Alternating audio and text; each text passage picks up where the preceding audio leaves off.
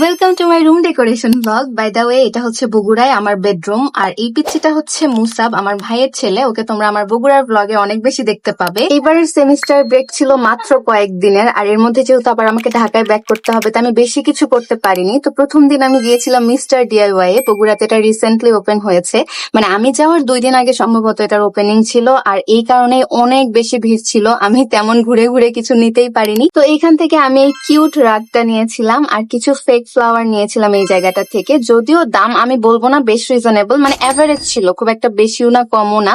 কিন্তু এখানে এক্সট্রিম ভিড় ছিল, মানে পেমেন্ট করার জন্য লাইনে অনেকক্ষণ দাঁড়িয়ে থাকতে হয়েছে। পরের দিন আমি গিয়েছিলাম বগুড়া নিউ মার্কেটে। নর্মালি আমার ফ্রেম বানানোর ইচ্ছা ছিল রুমের জন্য, কিন্তু অনলাইনে ফ্রেমগুলোর দাম অনেক বেশি, তো ভাবলাম যে আমি এখান থেকে কাস্টমাইজ করেই বানায় নিই।